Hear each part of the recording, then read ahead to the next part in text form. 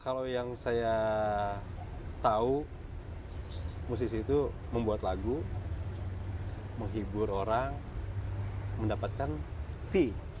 imbalan yang halal kan. Iya.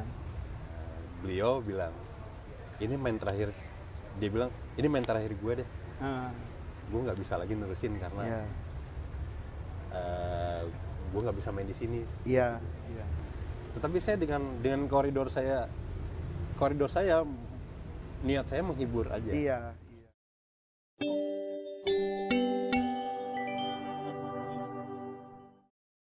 Yang saya pertanyakan udah lama nih Gus.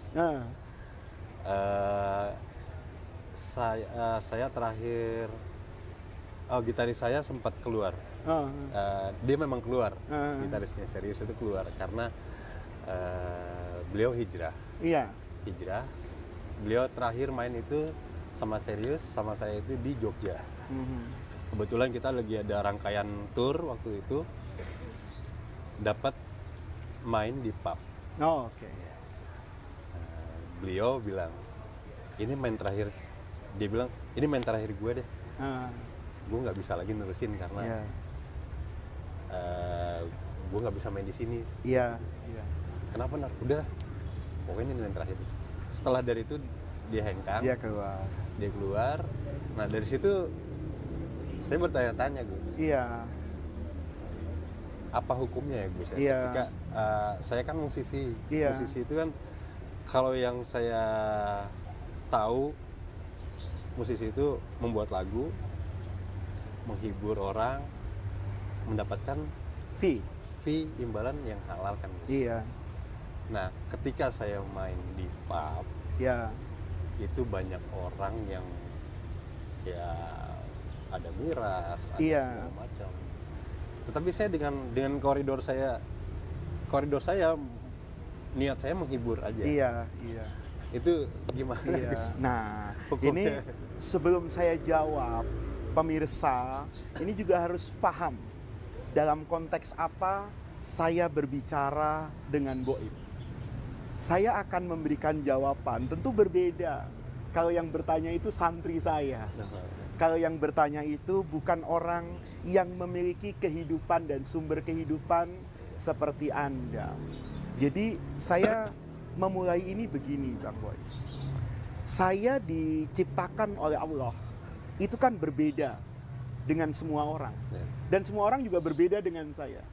Kan inna khalaqnakum min dzakarin wa untha wa ja'alnakum syu'uban wa qabaila. Manusia itu berbeda-beda. Ada yang ustadz, ada yang santri, ada yang pedagang. Kalau semua pedagang repot kan? Pembelinya siapa? Kalau semua ustadz, waduh, bisa pertumpahan darah kalau hari Jumat, rebutan mimbar. Sehingga semua orang itu diciptakan dalam kondisi yang berbeda. Mereka punya jalan hidup juga yang berbeda.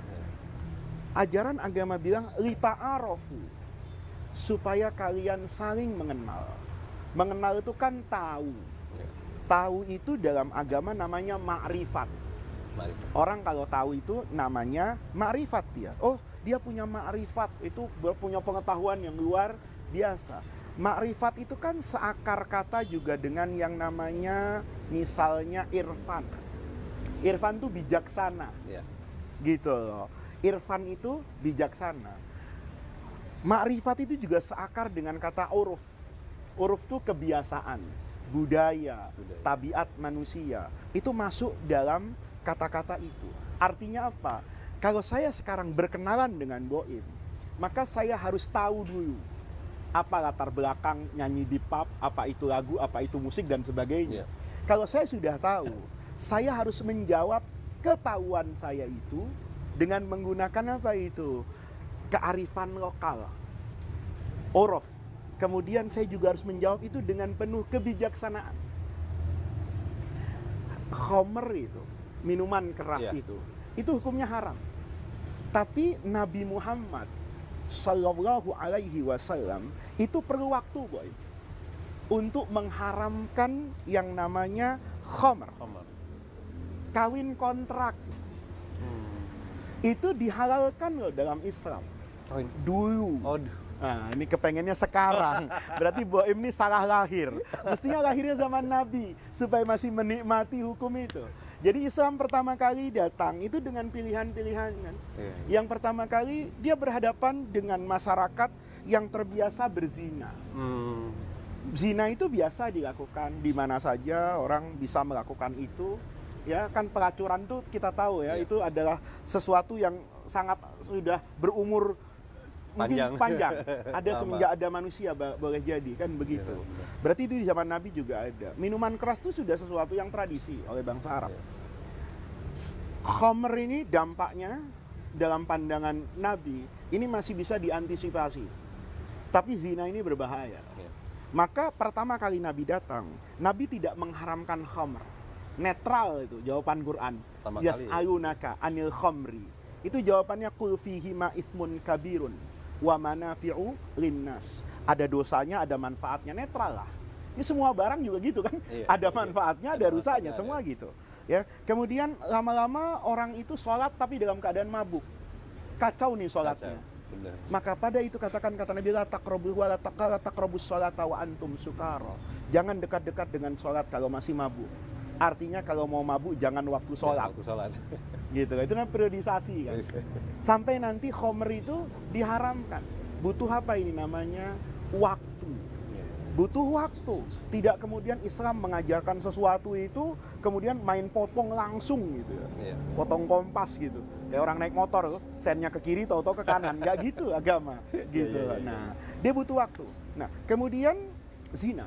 Dia haram semenjak Islam ada. Tapi solusinya ada, namanya kawin kontrak, nikah mut'ah.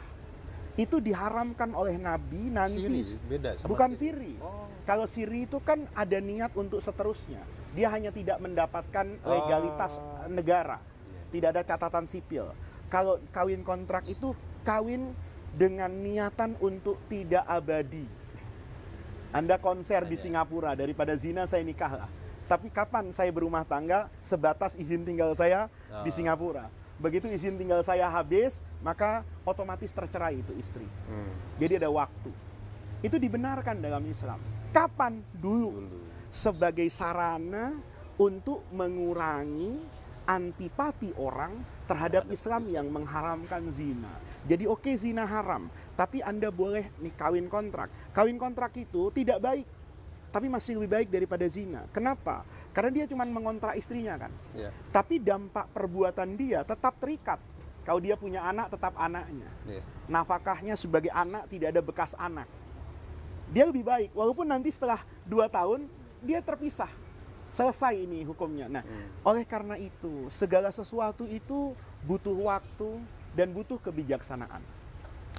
Teman Mas Boim tadi itu, Boim tadi punya teman merasa saya kerja di sini, nyanyi di sini, dibayar di sini, tapi membuat orang semakin nikmat mengkonsumsi miras misalnya.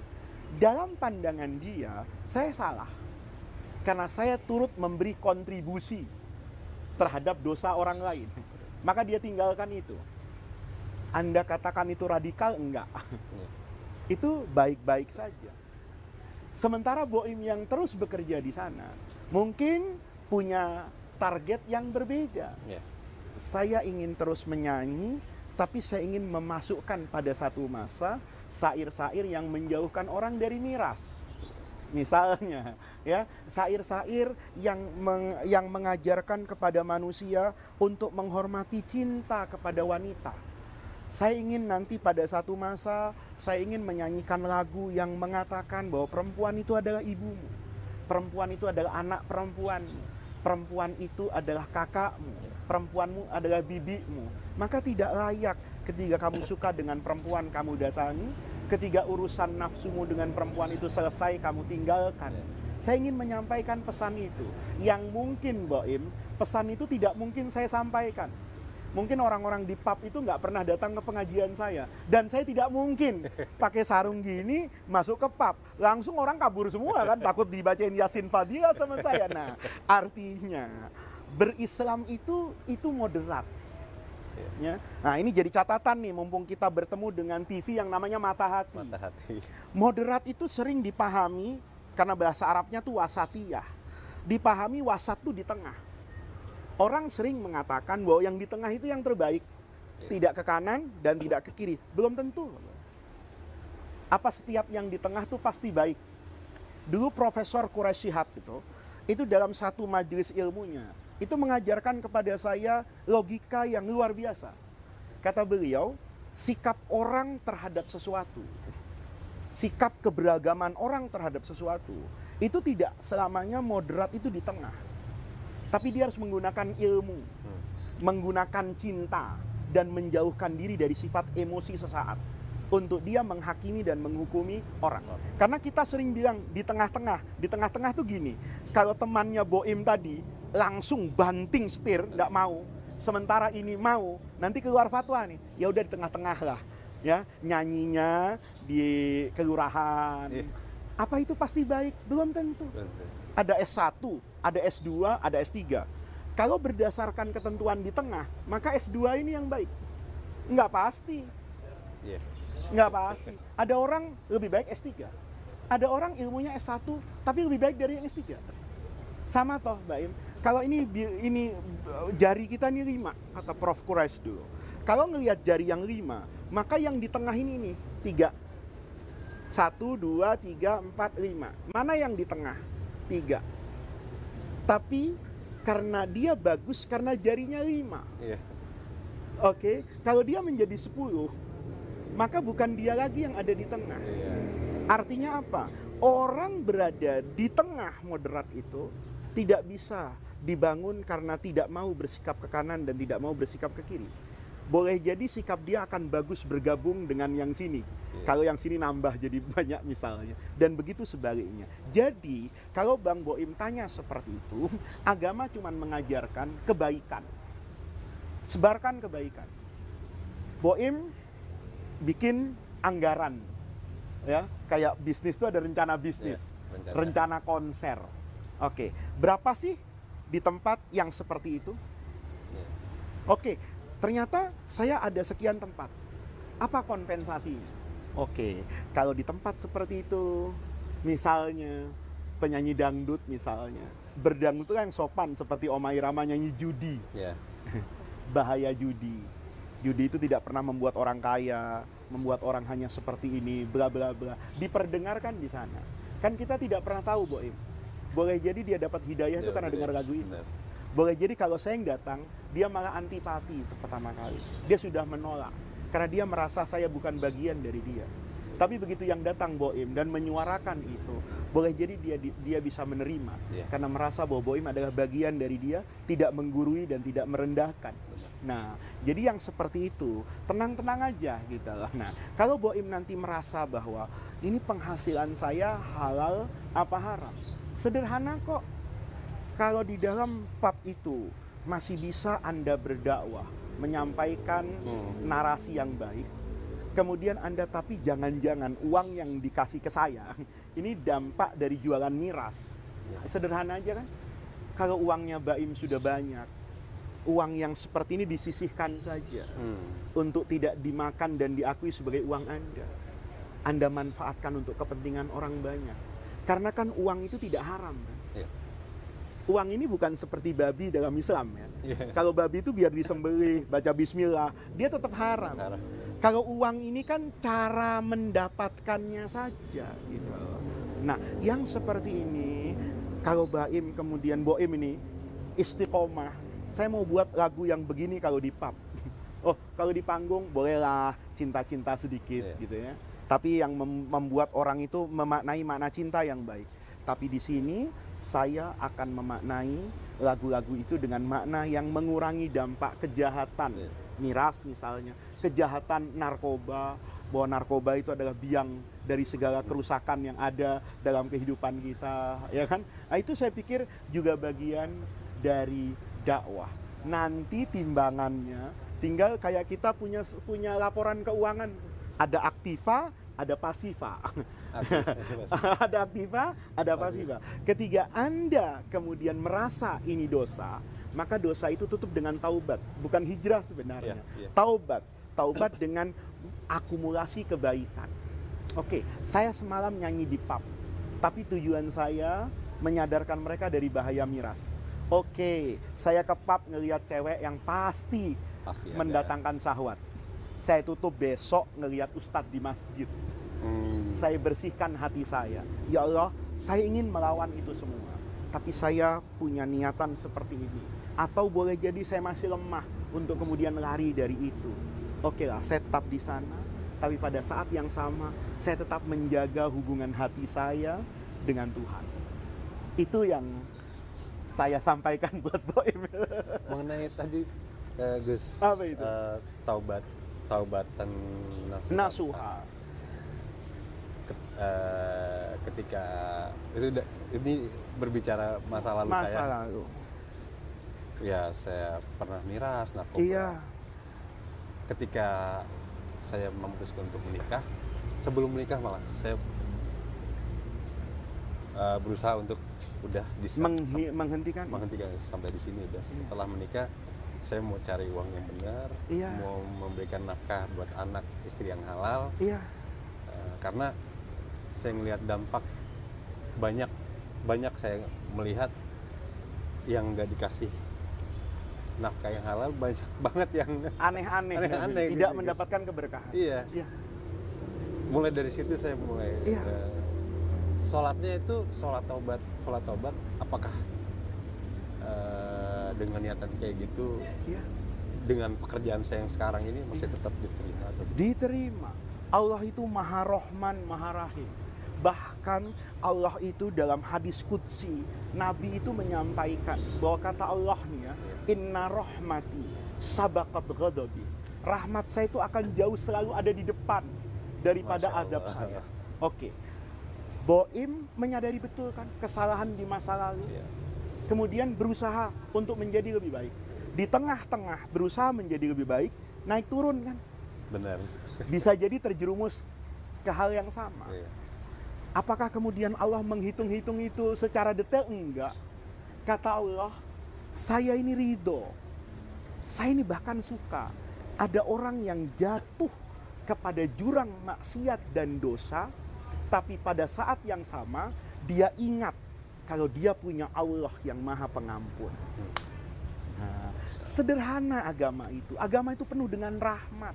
Agama itu penuh dengan kasih sayang. Ketika misalnya Anda malam memetik gitar, yang kemudian gitar itu menjerumuskan kepada maksiat orang, jadi miras kayak tadi itu, besok taubat, ganti dengan putaran tasbih, dan Anda ingat, ya Allah, saya tahu betul yang saya lakukan kemarin itu salah dan dosa, saya kalah, jangan sombong gitu, saya kalah dengan hawa nafsu saya. Jadi curhatlah kepada Allah, jatuhlah di hadapan Allah, rendahkan hati dan diri di hadapan Allah. Allah itu Maha Pengampun. Allah itu Maha Pengampun. Mbak bisa lihat, ada orang yang berniat membunuh Nabi secara serius. Hari ini makamnya di samping makam Rasulullah. Itu Sayyidina Umar. Itu orang yang berniat membunuh Nabi. Kejahatan apa yang lebih besar daripada membunuh seorang Nabi? Tidak ada kejahatan yang lebih besar dari itu. Tapi Allah itu ketika memberi hidayah, hidayah itu Allah berikan tanpa orang itu pernah menyangka. Umar tidak berikrar pada taubat loh. Dia betul-betul ingin membunuh Nabi. Tapi hidayah datang. Kita kadang-kadang habis baca kunut sholat subuh tuh, Allahumma hdina fiman hadait, keluar lihat sendal orang bagus kita ambil. Nah, artinya apa di situ, Boim? Jangan pernah takut dengan itu semua. Jangankan Boim, saya pasti pernah berdosa. Semua orang itu, orang baik itu pasti punya masa lalu yang tidak baik. Sebagaimana orang yang tidak baik itu berhak untuk mendapatkan masa depan yang juga baik. Jadi saya prinsipnya gitu, kalau ngelihat orang baik, saya berhusnudzon, mudah-mudahan dia dijaga dalam kebaikannya. Tapi siapa yang menjamin orang akan senantiasa baik? Sebagaimana saat kita melihat orang yang tidak baik, kita tidak boleh menghakimi dan memvonis orang itu tidak baik. Kita tidak pernah tahu kan dengan apa hidup dia nanti akan ditutup. Jadi Boim harus tahu betul, Allah itu memperkenalkan dirinya kepada kita pertama kali. Itu kita buka Quran dimanapun, di Amerika, di Indonesia, pasti yang ketemu Bismillahirrahmanirrahim. Rahmat, rahim, kasih sayang. Sampai dulu ada sebuah hadis itu, ketika ada manusia yang penuh dengan dosa. Itu gunung, lautan, kata orang Jawa tuh gregetan. Kata gunung, saya kasih gempa nih, saya muntahkan lahar supaya dia mati. Kata laut, saya ini naikkan tsunami, ya Allah. Kan begitu. Kata Allah, jangan. Itu kan makhluk saya. Saya yang menciptakan mereka. Kalau mereka lari dari saya ingin mengejar mereka. Saya ingin tanyakan kepada mereka, apa ada Tuhan yang lebih rahman dan rahim melebihi saya? Ayo kembali kepada saya. Jadi jangan pernah takut dengan masa lalu. Ya, kita hidup tuh kayak mobil sama kaca spion. Yang lebar itu kaca depan. Lihat masa depan yang luas. Masa lalu tuh sekedar kita lirik untuk mengingatkan kita agar tidak terjerumus pada hal yang sama. Ini teman-teman, luar biasa pembicaraan kita. Sayangnya ini Boim datang menjelang maghrib. Jadi kita dibatasi oleh waktu. Tapi saya terima kasih sekali. Mudah-mudahan ini bukan yang pertama Boim ya.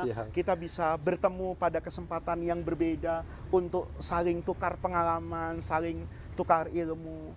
Mungkin sebagai penutup teman-teman, ini Boim yang kelihatannya kayak musisi yang sangar, tapi saya 2 jam itu bisa menarik kesimpulan bahwa beliau itu adalah orang yang lemah lembut, hatinya punya keinginan untuk menjadi orang baik, dan itu adalah modal kebaikan.